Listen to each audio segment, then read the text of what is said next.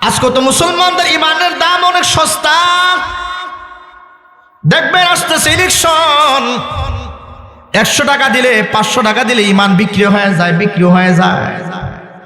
আসেনি এমন ইমান বুটওয়ালা? 100 টাকা দিছেন, 500 টাকা দিছেন, দেখবেন ইমানটা বিক্রি করে দিয়েছে। ও দুনিয়ার মুসলমান, তোমার ইমানের দাম কি মাত্র 1 কাপ চার দাম নাকি? ও দুনিয়ার মুসলমান, তুমি একটা বুট, এটা তোমার একটা চূড়ান্ত একটা রায়, 500 টাকার বিনিময় 1000 টাকার বিনিময় তুমি বিক্রি করে দিলাম, মানে তোমার ইমানের দাম মাত্র 1000 টাকা। মুসলমান ইমানদার, তুমি তো জানো না তোমার ইমানের দাম কত গুরুত্ব। তুমি ইমানদারের দাম আল্লাহর কাছে কত বেশি। পয়গম্বরের সাহাবী বলেন, আল্লাহ নবী সাল্লাল্লাহু আলাইহি ওয়াসাল্লাম ইরশাদ করেন, ইমানদার, আমলওয়ালা ইমানদার যারা হবেন, আমলওয়ালা ইমানদার মৃত্যুর সময় যখন গণায় আসবেন, হাজার হাজার রহমতের ফেরেশতারা ওই আমলওয়ালা ইমানদারের জান কবজ করার জন্য তার পাশে এসে দাঁড়ায় যাবেন, সালাম দিয়ে তার রূহটাকে নিয়ে যাবেন।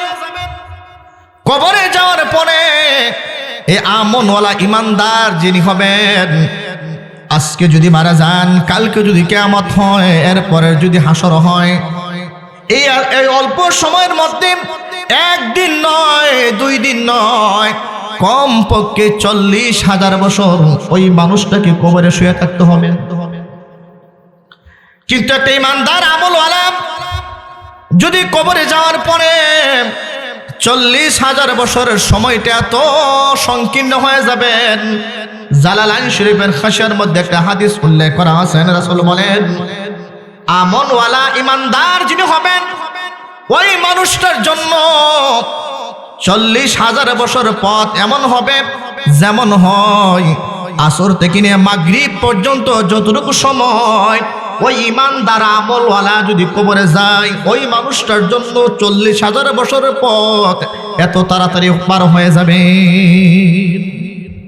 ওয়াদিনের মুসলমান, পয়গম্বর আরো বলেন, হাসরের ময়দানটা কমপক্ষে 50,000 বছর সময় পার করতে হবে। যদি ইমানওয়ালা হয়, ইমানদার যদি আমলওয়ালা ইমানদার হয়, পয়গম্বর বলেন 2 রাকাত নামাজ পড়তে যতটুকু সময় লাগে, ওই ইমানওয়ালা আমলদার বান্দার জন্য হাসর ময়দানটা 50,000 বছরের সময়, এই 2 রাকাত নামাজ পড়তে যতটুকু সময় লাগে ততটুকুর ভিতরে 50,000 বছরের সময় পার হয়ে যাবে। ও দুনিয়ার মুসলমান, শুধু তাই নয়, পরকালের ঘাটির মধ্যে একটা ঘাটি হলো ফুলসিরাত। এটার পার প্রত্যেকটা মানুষকে পাড়ি দিতে হবে। পয়গম্বর বলেন, ইমানদার আমলওয়ালা ইমানদার যিনি হবেন, সাধারণ একটা মানুষের জন্য ফুলসিরাতটা পার হতে গেলে 1 দিন নয়, 2 দিন নয়, কমপক্ষে 30,000 বছর সময় লাগবে। আল্লাহর নবী জানিয়ে দেন, ইমানদার আমলওয়ালা ব্যক্তির জন্য এই ফুলসিরাত 30,000 বছরের পথ মাত্র অল্প সময়ের ভিতরে চোখের পলকে আল্লাহর বান্দার ওই 30,000 বছরের পথ মুহূর্তের মধ্যে আল্লাহ তাআলা পার করে দিবেন। কোটি কোটি সম্পদওয়ালা মানুষ যদি দুনিয়ায় থেকে থাকে, একজনও যদি কালিমওয়ালা না থাকে, তাহলে এই 7 আসমান 7 জমিন আল্লাহ তাআলা রাখবেন না। সারা পৃথিবীর মধ্যে যদি একজন যদি কালিমওয়ালা থাকেন, এই একজন কালিমওয়ালার দিকে তাকিয়ে মহান আল্লাহ 7 আসমান 7 জমিন যার যার জায়গায় স্থির থাকবেন। তাহলে কালিমার মতো দামি দৌলত আল্লাহ তাআলা আপনাকে আমাকে দান করেছেন। এই কালিমওয়ালা যে আমরা হতে পারছি, আমরা যে মুসলমান মুমিন দাবি করতে পারছি, এই দাবি করা, এই গুণটা অর্জন করতেই যে আমরা পারছি, আল্লাহ যে তৌফিক দিয়েছেন, এতে করে আমাদের লাভ হয়েছে না লস হয়েছে? লাভ। এই কালিমাওয়ালা মহান আল্লাহ রব্বুল আলামিন কালিমাওয়ালাদেরকে দুনিয়ার মধ্যে আল্লাহ রব্বুল আলামিন পুরস্কার ঘোষণা করেছেন। দুনিয়ার মধ্যে কালেমাওয়ালার দাম আছে, পরকালের মধ্যে কালেমাওয়ালার দাম আছে। কালেমাওয়ালা দুনিয়ার জীবনে যে আমলগুলো করবে, যে পুরস্কারগুলো আল্লাহ দিবেন, পরকালে যে আল্লাহ পুরস্কারগুলো দিবেন, আমার তেলাওয়াতকৃত আয়াতের মধ্যে মান আল্লাহ এই কথাগুলো বলতে চাইতেছেন। আল্লাহ বলেন, মান আমিলা সালিহাম মিন যাকারিন আও উনসা ওয়া হুয়া মুমিন ফালানুহয়িন্নাহু হায়াতান তাইয়্যিবান ওয়া লানাজজিয়ান্নাহুম আজরাহুম বিআহসানি মা কানু ইয়ামালুন। এই কালেমাওয়ালাদেরকে মহান আল্লাহ দুইটা পুরস্কার দিবেন। এই কালেমা যারা পড়বেন, কালেমার সাথে যারা আমল করবেন, মহান আল্লাহ এদের দুইটা পুরস্কার দিবেন। এই জন্যে কালেমাওয়ালার মধ্যে দুই শ্রেণীর বিভক্ত হয়ে যাবে। এক ধরনের কালেমাওয়ালা আছেন আমলওয়ালা, এক ধরনের কালেমাওয়ালা আছেন বেআমলওয়ালা। একজন কালেমাওয়ালা কালেমা পড়ে আমল করতেছেন, মহান আল্লাহর কাছে তার দাম আছে। কালেমা পড়তেছেন, মুসলমান দাবি করেন, যদি আমল যদি ভালো না থাকে তাহলে ওই কালেমাওয়ালা মহান আল্লাহর কাছে আমলওয়ালা ব্যক্তির মতো এমন দামি হতে পারবে না। কালেমাওয়ালা যদি সর্বদাই নিজের কালেমার উপর যদি অটল থাকেন, এই কালেমাওয়ালার জবানের দাম আল্লাহর কাছে বেড়ে যায়, ওই কালেমাওয়ালার কথার দাম আল্লাহর কাছে বেড়ে যায়। ওই কালেমাওয়ালার জবান দিয়ে যদি আল্লাহ বান্দা যদি কোনো কথা যদি মুখ দিয়ে বলে বা জবান থেকে উচ্চারণ না করে মনে মনেও যদি বলেন, মহান আল্লাহ রব্বুল আলামিন সেই কথাটাকে আল্লাহ তাআলা কবুল করে নেন। মুসলমান ইমানদার আল ইতকান ফি উলুমিল কুরআন এই কিতাবের মধ্যে উল্লেখ করা হয়, নবীর সাহাবী হযরত ওমর রাদিয়াল্লাহু তাআলা আনহু পয়গম্বরের সবচেয়ে ঘনিষ্ঠ সাহাবার মধ্যে একজন সাহাবা, আল্লাহ নবীর সাহাবী মনে মনে মনে মনে এমন কিছু কথা বলছেন যে কথাগুলো উনি প্রকাশ করেন নাই, মনে মনে রেখে দিয়েছিলেন।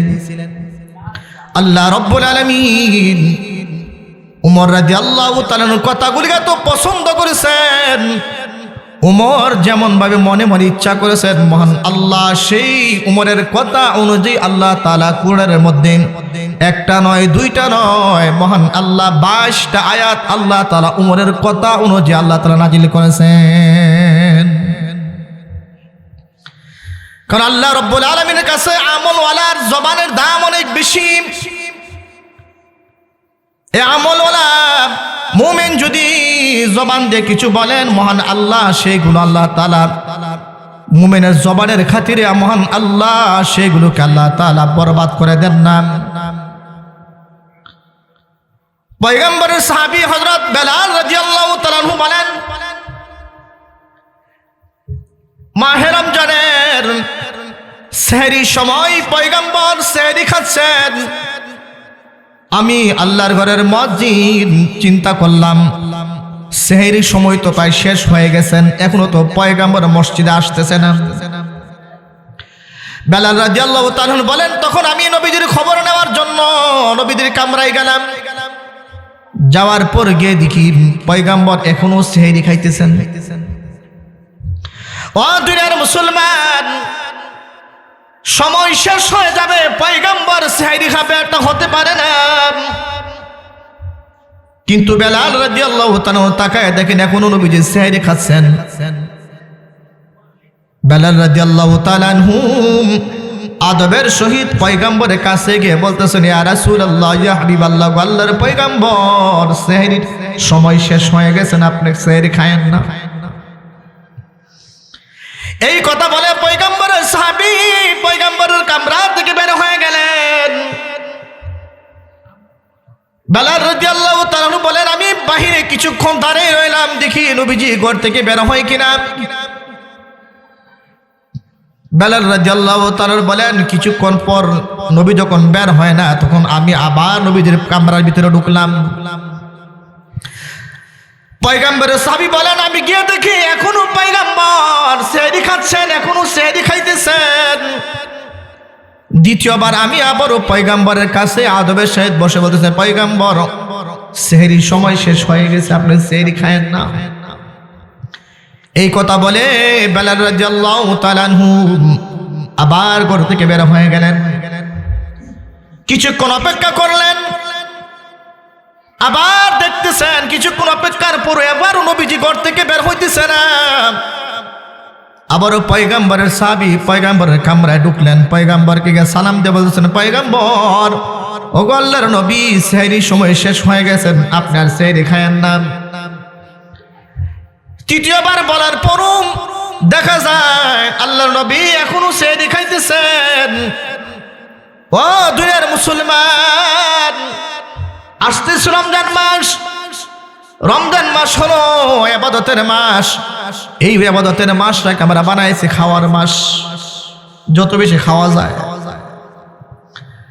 মুসলমান পয়গম্বর সেহরি খাইতেছেন, কি খাচ্ছেন? শুকনো রুটি, কয়েকদিন হয়ে গেছে শক্ত হয়ে রয়েছেন, চাবাইতে পারে না, কষ্ট করে করে চাবে চাবে সেহরি খাইতেছেন।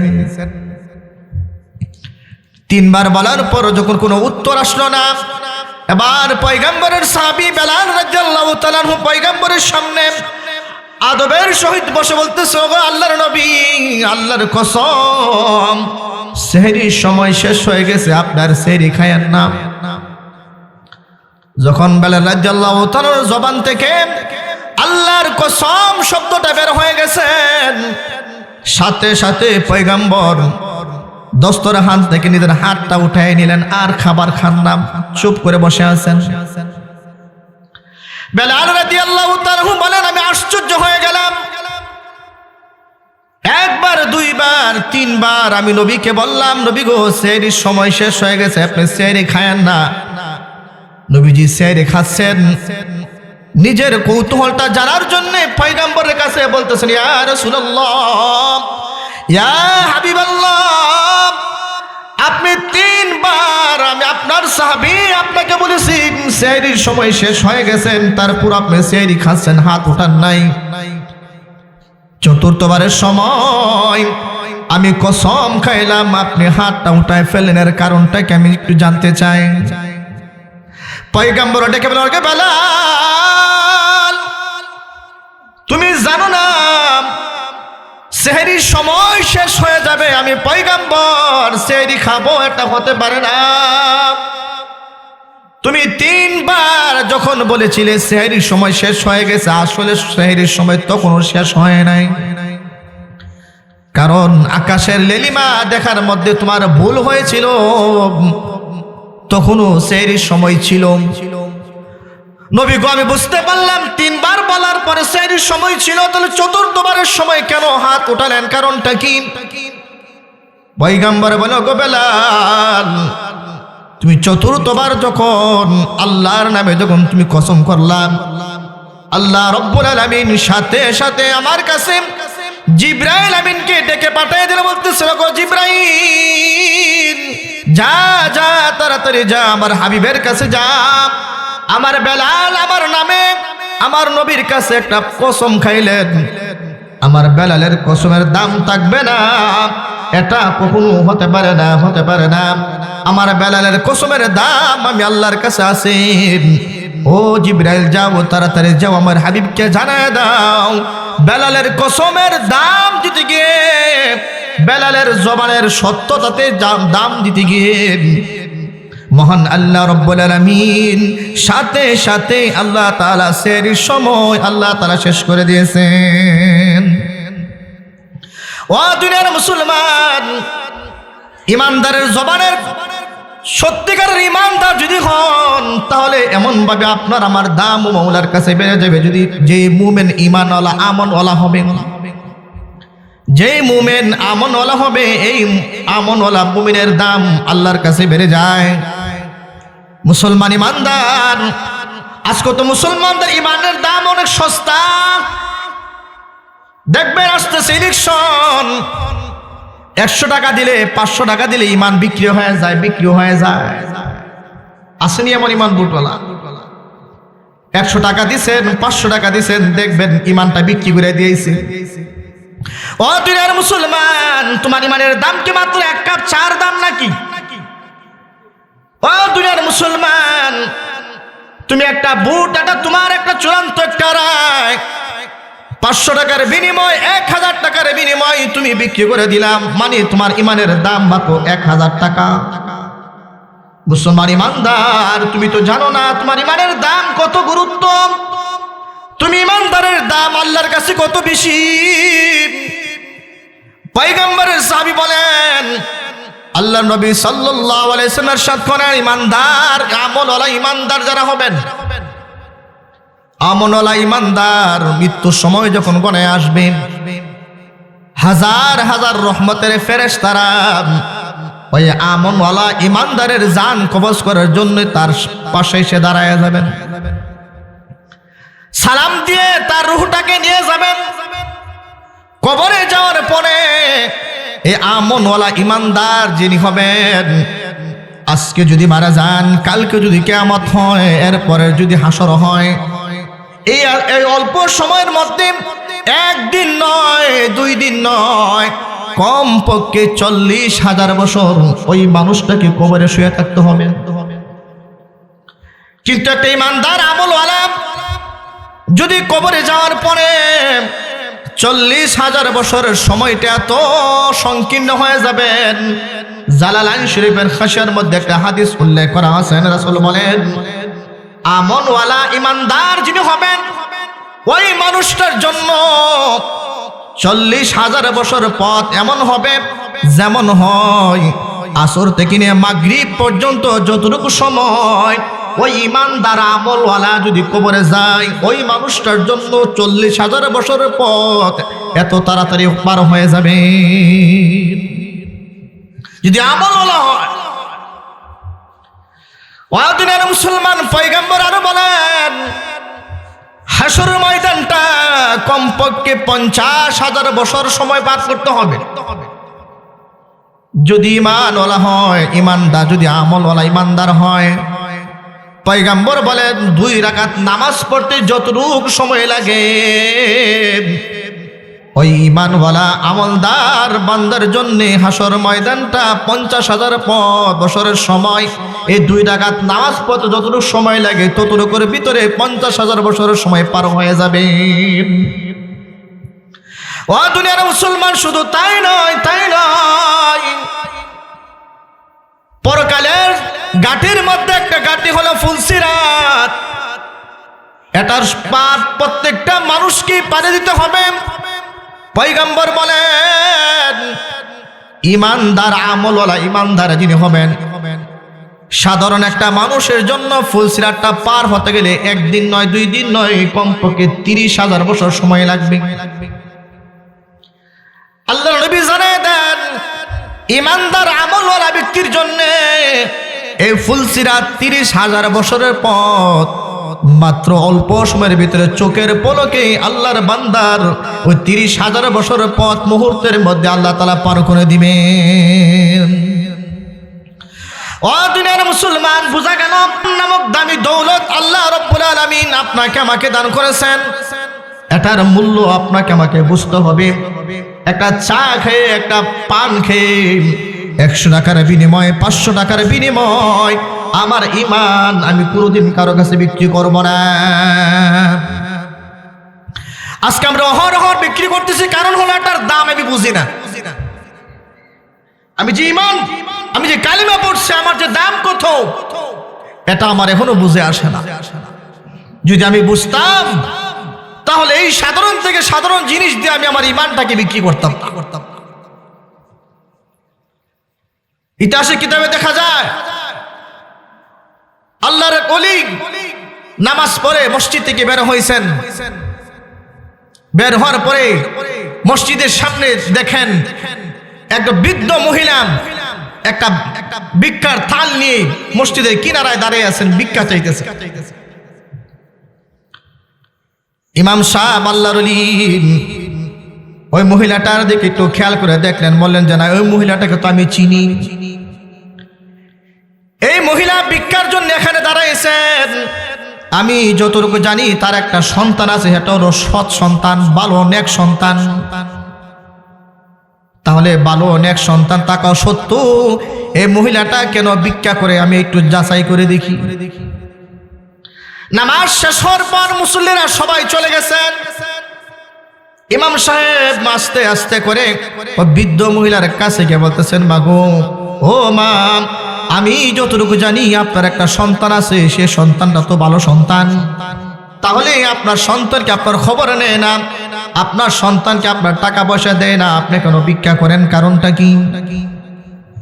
মহিলাটা চোখের পানি ফেলে দিয়ে বলতেছেন, হুজুর, আমার ছেলে প্রবাসে থাকে, শুনেছি অনেক টাকা কামাই করে, কিন্তু মাস শেষে কি জানি একটা চিঠি আমার কাছে পাঠায়, চিঠি পাঠায়, একটা খাম পাঠায়, একটা খামের ভিতরে কি জানি লম্বা লম্বা চিঠি দেখা যায়। আমি এগুলো তো পড়তে পারি না, এই জন্য বুঝি না। এই জন্যে ঘরের মধ্যে আমার সন্তান যা পাঠাইছে সবগুলো ঘরের ওয়ালের মধ্যে আমি লাগায় রাখছি। হুজুর মনের ভিতরে একটা কৌতূহল জাগলো, কারণটা কি? হুজুর বলতেছেন, মা, ও মা, দয়া করে আপনি আমাকে যদি আপনার বাড়িতে একটু নিয়ে যাইতেন, আপনার ছেলে যে চিঠি দিতেছেন, চিঠি পাঠাইছেন, সেই চিঠিগুলো যদি আমার একটু দেখাইতেন। মহিলা বলতেছেন, হুজুর চলেন, তাহলে আমার বাড়ি চলেন। মহিলার সাথে হুজুর ওনার বাড়ি চলে গেলেন। বাড়ি যাওয়ার পরে যেই ঘরে বৃদ্ধ মা থাকেন, ঘরের দরওয়াজাটা খুলে দিলেন। খুলে দেওয়ার পর সন্তান প্রবাসে যাওয়ার পরে প্রতি মাসে মাসে একটা খামের ভিতরে যে চিঠিগুলো দিছেন, এই চিঠিগুলো প্রত্যেকটা চিঠি উনার দেয়ালের মধ্যে লাগায় রাখছেন, আটা দিয়ে লাগায় রাখছেন। হুজুর তাকায় দেখেন, আশ্চর্য, এটা তো চিঠি নয়। চিঠির খামের ভিতরে যে কাগজগুলো ছিল সে তো সাধারণ কোনো কাগজ নয়, এইগুলো হলো বিদেশি মুদ্রা, বিদেশি ডলার। এবার হুজুর বৃদ্ধ মাকে বলতেছে, মা, আপনার ছেলে যে চিঠি দিত সেই চিঠিগুলো কই? বলেন, এই যে দেখেন, এগুলো লাগায় রাখছি, বুঝতাম বুঝি না, এজন্য লাগায় রাখছি।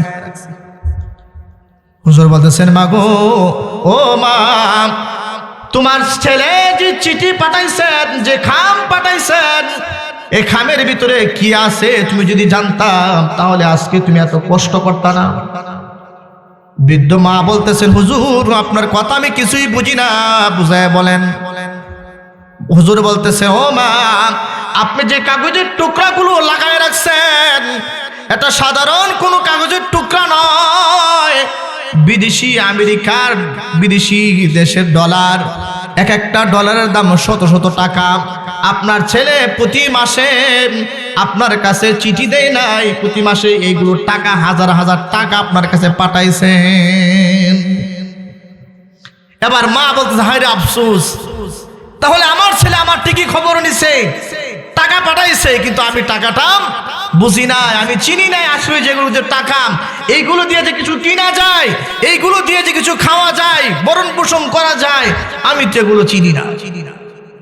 ও দুনিয়ার মুসলমান ইমানদার, ঠিক তেমনি ভাবে আমার আপনার ঘরে মহাগ্রন্থ আল কুরআন আছে। আমার মনের ভিতরে, আমার মনের কুটার মধ্যে একটা জিকির আছে, যে জিকিরের নাম হলো লা ইলাহা ইল্লাল্লাহ মুহাম্মাদুর রাসূলুল্লাহ। ও দুনিয়ার মুসলমান, তুমি এখনো জানো না এই কালেমার দাম কত, এই কোরআনের দাম কত? যদি জানতা তুমি, তাহলে 500 টাকার বিনিময়ে, 1000 টাকার বিনিময়ে তুমি তোমার কালিমাটা বিক্রি করতে যাইতা না। এজন্য আমার মূল্য বুঝতে হবে। আমি তো সাধারণ মানুষ হতে পারি, কিন্তু আমার মনের ভিতরে যা লালন করতেছি সারা দুনিয়ার চাইতে এগুলো দামি। কারণ আমি জবান দ্বারা যদি কিছু বলি, আমার মাওলা সেটা শুনবেন। এজন্য ঈমানওয়ালা যদি হন, সত্যিকারের ঈমানওয়ালা, আমলওয়ালা যদি, মুমিন আমলওয়ালা যদি হয়, ওই আমলওয়ালার জবানের দাম আল্লাহর কাছে বেশি, আল্লাহর কাছে দাম আছে যদি আমলওয়ালা হয়ে থাকে। আজকে মুসলমান আমাদের আমল শুধু, আমাদের ঈমান শুধু আমাদের মুখে মুখে আছে, শুধু মুখে মুখে বলি, আমলের মধ্যে আমাদের আসতেছে না। এজন্য মহান আল্লাহ রাব্বুল আলামিন বলেন, মান আমিলা সালিহাম মিন যাকারিন আও উনসা ওয়া হুয়া মুমিনুন ফালানুহইয়ান্নাহু হায়াতান তাইয়্যিবাহ وَلَنَجْزِيَنَّهُمْ أَجْرَهُمْ بِأَحْسَنِ مَا كَانُوا يَعْمَلُونَ। সত্যিকারের মুমিন যারা আমল করবেন এদেরকে আল্লাহ রাব্বুল আলামিন দুইটা পুরস্কার দিবেন, একটা পুরস্কার দুনিয়াতে আর একটা পুরস্কার আখিরাতে। দুনিয়াতে একটা পুরস্কার হলো হায়াত তাইয়্যিবা, আল্লাহ তাআলা আপনাকে দান করবেন দুনিয়ার জীবনের সচ্ছলতা, দুনিয়ার জীবনের প্রশান্তি। আল্লাহ রাব্বুল আলামিন ঈমানওয়ালাকে আল্লাহ তাআলা দান করবেন। আপনি হয়তো কোটিপতিওয়ালা না হতে পারেন, কিন্তু সত্যিকারের মুমিন যদি হন তাহলে এই টাকার, এই ঈমানওয়ালার কারণে আপনার মনের ভিতরে আল্লাহ তাআলা একটা প্রশান্তি দিবেন, যেই প্রশান্তি আপনার কোটিপতিওয়ালার ঘরে পাওয়া যাবে না। 2 নম্বর পুরস্কারটা আল্লাহ দিবেন, وَلَنَجْزِيَنَّهُمْ أَجْرَهُمْ بِأَحْسَنِ مَا كَانُوا يَعْمَلُونَ। 2 নম্বর পুরস্কার আল্লাহ তাআলা উত্তম বদলা আল্লাহ আপনাকে দিবেন। উত্তম বদলাটা কি? আল্লাহ তাআলা আপনার প্রতি খুশি হয়ে যাবেন, আল্লাহ তাআলা আপনাকে জান্নাতের মালিক বানায় দিবেন।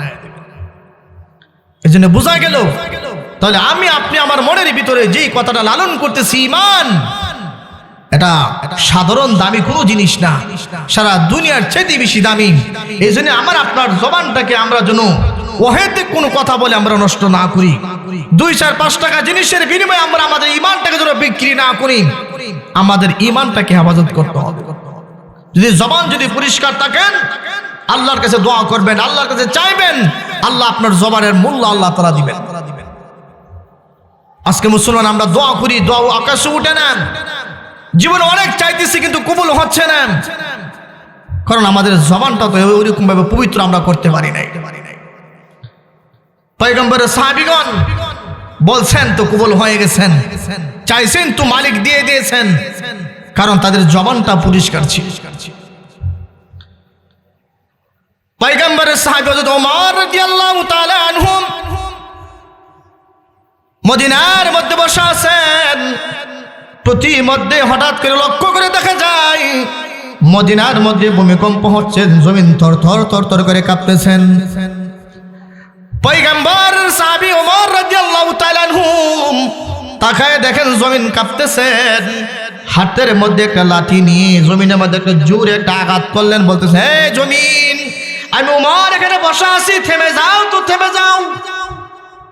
জমিনকে আদেশ করলেন থেমের জন্য, ভূমিকম্পকে আদেশ করলেন থেমে যাওয়ার জন্য। পয়গম্বরের সাহাবীর কথা শুনে জমিন থামা বন্ধ হয়ে গেল। আজও বন্ধ হলো, কালও বন্ধ হলো। নবীর সাহাবী গোতা দেওয়ার পরে যে ভূমিকম্প সৌদি আরব থেকে বন্ধ হয়েছেন, মদিনা থেকে বন্ধ হয়েছেন, আজও পর্যন্ত সে মদিনার জমিনে আর ভূমিকম্প হয় না। এটা ঈমানওয়ালার পাওয়ার। এজন্য জবান যদি পবিত্র থাকে, আল্লাহর সাথে কথা বলেন, নামাজ পড়েন, সত্যিকারের নামাজ পড়েন, জবানটা পবিত্র রাইখা পড়েন, দেখবেন নামাজ পড়তে মন চায়, নামাজ পড়তে মন চায়। আজকে তো আমরা ঈমানটারে তাজা করতে পারি নাই, এই জন্য আমাদের নামাজে মজা লাগে না, কোরআনে মজা লাগে না। দুনিয়ার বাজার শাসন আমাদের কাছে খুব ভালো লাগে। আমাদের সবচাইতে দুর্বলতার জায়গাটা হলো মসজিদ। দেখবেন আজান হয়ে গেছে, আধা ঘন্টা সময় আছে মনে করে মসজিদে আসতে চায় না। যে জামাতের মোটামুটি 1-2 মিনিট আছে, দৌড়ায় মসজিদে। নামাজটা শেষ হইতে দেরি, বের হইতে দেরি না। শাসনের মধ্যে বসা আছেন, বলতেছেন সারা বানা মসজিদ থেকে আসতেছি। কারে আপনারা নামাজে যাইতেছেন? কারণ নামাজে গিয়ে তখন তখন নাকি জামু আরাম। সেই রকম ইমানদারওয়ালা আমরা। এরকম ইমানদারওয়ালা ব্যক্তি যদি আল্লাহর কাছে যান, তাহলে পুরস্কার পাওয়া যাবে না। সত্যিকারের ঈমানওয়ালা হতে হবে, সত্যিকারের নামাজওয়ালা হতে হবে, আপনার জবানটা পবিত্র রাখতে হবে, তাহলে আপনি যা বলবেন তাই মালিক শুনবেন। ও দুনিয়ার মুসলমান, নবীর দুশমন আবু জাহেলের দাসী ছিল জিন্নিয়া রাদিয়াল্লাহু তাআলা আনহা। দীর্ঘদিন যাবত আবু জাহেলের ঘরে কাজ করত। হঠাৎ করে একদিন আবু জাহেল শুনতে পাইল জিন্নিয়া মুসলমান হয়ে গেছেন। যেই খবর পেয়েছেন মুসলমান হয়ে গেছেন, আবু জাহেল ডেকে বলে, আরে জিন্নিয়া, তুমি নাকি মুসলমান হয়ে গেছো? আমার বাতিজার হাতে নাকি তুমি কালেমা পড়েছো? বলছো, হ্যাঁ, আপনি যা শুনেছেন তা সত্যই শুনেছেন, আমি মুসলমান হয়ে গেছি। ও দুনিয়ার মুসলমান, কথাটা বলতে দেরি হয়েছেন। আবু জাহেল জিন্নিয়া রাদিয়াল্লাহু তাআলা আনহার গালের মধ্যে এমন জোরে একটা আঘাত করলেন, আঘাত করার কারণে আল্লাহর বান্দির দুইটা চোখ অন্ধ হয়ে গেছেন। এত বিশাল জোরে একটা আঘাত করছেন, চোখ অন্ধ হয়ে গেছেন। এই অবস্থায় সময় কাটাইতেছেন। একদিন আবু জাহেল বলতেছে, আরে জিন্নিয়া, কি অবস্থা তোমার? তাকায় দেখেন জিন্নিয়ার চোখ দুইটা নষ্ট হয়ে গেছেন, চোখে দেখে না। এবার আবু জাহেল বলতেছেন, আরে জিন্নিয়া, তোমার মুসলমান হওয়ার গ্রহণ করার কারণে তোমার চক্ষু দুইটা নষ্ট হয়ে গেছে। যে আবু জাহেল কথাটা বললাম, ইসলাম ধর্ম গ্রহণ করার কারণে আমার চক্ষু দুইটা নষ্ট হয়ে গেছে, কথাটা মানতে পারে নাই। ও দুনিয়ার মুসলমান, সত্যিকার ঈমানওয়ালার কাছে যদি ইসলাম বিরুদ্ধে কোনো কথা বলা হয়, আল্লাহর বিরুদ্ধে যদি কোনো কথা বলা হয়, সেটা সে কখনোই শুনতে রাজি নয়, মানতে রাজি নয়। জিন্নিয়া রাদিয়াল্লাহু তাআলা আনহা যখন শুনলেন আবু জাহেল বলতেছেন ইসলাম ধর্ম গ্রহণ করার কারণে আমার চক্ষু নষ্ট হয়ে গেছে, এই কথাটা শুনে অনেক বেশি ব্যথা পাইছেন, কষ্ট পাইছেন। আবু জাহেলের কাছ থেকে একটু সরে গেলেন, আড়ালে গিয়ে মালিকের দরবারে হাত তুলে বলতেছেন, মালিক, আমার দুটো চক্ষু নষ্ট হয়ে গেছে, এতে কোনো আমার কষ্ট নাই, কিন্তু আপনার পয়গম্বরকে গালি দিল, মনে আঘাত পাইছি, বড় কষ্ট পাইছি। আমি ইসলাম ধর্ম গ্রহণ করার কারণে আমাকে নিয়ে তিরস্কার করেছেন, আপনার নবীকে নিয়ে তিরস্কার করেছেন। ওগো আল্লাহ, এই কথাটা আমি বরদাস্ত করতে পারি নাই, সহ্য করতে পারি না, বড় কষ্ট পাইছি। ওর মালিক আমার, রাতকে দিন করতে পারো, দিনকে তুমি রাত করতে পারো, নবীজির সে আঘাতটা আমি সহ্য করতে পারি না। ওগো আল্লাহ, তুমি আমার চক্ষুটা মেহেরবানি করে তুমি ভালো করে দাও। ও দুনিয়ার মুসলমান, ইসলামের উপর আঘাত আসবে আল্লাহর বান্দী সহ্য করতে পারে না, এই জন্য মালিকের দরবারে মোনাজাত করলেন। মোনাজাত শেষ করে যখন কপাল থেকে নিয়ে মুখটা যখন মুছতে মুছতে যখন গাল বরাবর আসলেন, তাকায় দেখতেন জিন্নিয়া রাদিয়াল্লাহু তাআলা বলেন, আমার মোনাজাত শেষ, মুখ মাসা করা শেষ, তাকায় দেখি মহান আল্লাহ আমার চক্ষু দুইটা পুনরায় আল্লাহ তাআলা ভালো করে দিয়েছেন। ঈমানের পাওয়ার, এদের জবানটা পবিত্র রাখতে হবে, সত্যিকার ঈমানওয়ালা হতে হবে। সত্যিকার ঈমানওয়ালা হন, আপনার জবানের দাম বাড়বে। নবীর সাহাবী আব্দুল ইবনে উমর রাদিয়াল্লাহু তাআলা আনহু রাস্তা দিয়ে হাঁটতেছেন, হঠাৎ করে শুনতে পান কেউ বলতেছেন যে হুজুর, ওই রাস্তা দিয়ে যায়েন না। বলে, কেন, কি হয়েছেন? বলেন, ওই রাস্তার মধ্যে একটা বাঘ বসে আছেন, দুই পাশ দিয়ে রাস্তা বন্ধ, মানুষ চলাচল করতে পারতেছে না, আপনি ওই দিক দিয়ে যায়েন না। মুসলমান নবীর সাহাবী আস্তে আস্তে করে হেঁটে গিয়ে বাঘের কানের মধ্যে ধরে আস্তে করে তার মুখের মধ্যে একটু থাপ্পড় দিয়ে বলতেছেন, আরে বেয়াদব, আল্লাহর বান্দারা রাস্তা পার হতে পারতেছে না, কষ্ট হচ্ছেন, তুমি এখানে কেন বসে আসছো? তোমার তো এখানে বসার জায়গা নয়, তোমার জায়গা হলো জঙ্গলে, তুমি এখানে কেন আসছো? তোমার জায়গায় তুমি চলে যাও। ও মুসলমান, নবীর সাহাবী আঘাত করলেন, সাথে সাথে বাঘ পলায়ন করে জঙ্গলে চলে গেছে। এটা কিসের পাওয়ার? কিসের পাওয়ার? ঈমানের পাওয়ার, ঈমানের শক্তি। আজকে মুসলমান আমরা শারীরিক শক্তির দিকে দৌড়াইতেছি। সফলতা শারীরিক শক্তির মধ্যে নয়, মুসলমানদের সফলতা হবে ঈমানের শক্তির মধ্যে। ইতিহাস তালাশ করে দেখেন, বড় বড় যুদ্ধগুলো যেগুলো হয়েছেন, মুসলমানদের বিজয় হয়েছেন, এগুলো সংখ্যা দিয়ে হয় নাই, এগুলো হয়েছে আপনার ঈমানের শক্তি দিয়ে। ইসলামের উল্লেখযোগ্য যুদ্ধের মধ্যে একটা যুদ্ধ হলো বদরের যুদ্ধ। বদরের যুদ্ধের মধ্যে আল্লাহ রাব্বুল আলামিন মুসলমানদেরকে বিজয় দিয়েছেন সংখ্যার দিকে নয়, ঈমানিয়তের শক্তির দিকে তাকিয়ে। মুসলমান আবু জাহেলের মতো এই নেতাকে নাবালেগ দুইটা বাচ্চা মুআওয়াজ রাদিয়াল্লাহু তাআলা আনহুমা এত বড় জালেমকে ঘোড়া থেকে নেমে বুকের উপর চড়ে পাড়া দিয়ে জবে করছেন। ইতিহাস তালাশ করলে দেখা যায়, মুহাদ্দিসিন করম বলেন, এই দুইটা যুবকের পক্ষে আবু জাহেলের মতো জালেমকে হত্যা করা শারীরিক শক্তি দিয়ে সম্ভব নয়, এটা হলো ঈমানি শক্তি। ও মুসলমান, আজকে আমরা শুধু শারীরিক শক্তির দিকে দৌড়াইতেছি। মুসলমান, যতদিন আপনি ঈমানের শক্তি সঞ্চার না করবেন, শারীরিক শক্তির দিকে দৌড়াবেন, আপনার সফলতা কখনোই আসবে না। আপনার আমার সফলতা আসবে ঈমানের শক্তি দিয়ে। ঈমানের যদি শক্তি হয়, আপনার জবানটা পবিত্র থাকবে। আপনার জবান যদি পবিত্র হয়, আপনি যা বলবেন আপনার মালিক তাই শুনবে। এই জন্য মুসলমান, আমার আপনার মনের ভিতরে যে জিনিসটা লালন করতেছি ঈমান, এটাকে হেফাজত করতে হবে। এটার দাম আল্লাহর কাছে বেশি, এটাকে আমরা নষ্ট না করি। এটার দাম আপনি বুঝবেন। একটা মুমিন আসলে তো দুনিয়া আছে, একটা মুমিন থাকবে না তো আল্লাহ তাআলা দুনিয়াটাও রাখবে না। এই জন্য আমরা আমাদের এই ঈমানটাকে আমরা অহেতুক কথা বলে আমাদের জীবনের হায়াতটাকে আমরা নষ্ট না করি। বিশেষ করে এমন কিছু কথা আছে, এমন কিছু কাজ আছে যেইগুলি বলার দ্বারা আমার ঈমান নষ্ট হয়ে যাচ্ছে। এমন কোনো কাজ, এমন কোনো কথা আমাদের জবান দ্বারা যেন বের না হয়, এই দিকে আমাদের লক্ষ্য রাখতে হবে। ও দুনিয়ার মুসলমান, হায়াতে জিন্দেগি অল্প সময় নিয়ে আমরা দুনিয়ায় আসছি। দামি দৌলত, ঈমান নামক দৌলত আল্লাহ তাআলা আপনাকে আমাকে নসিব করেছেন।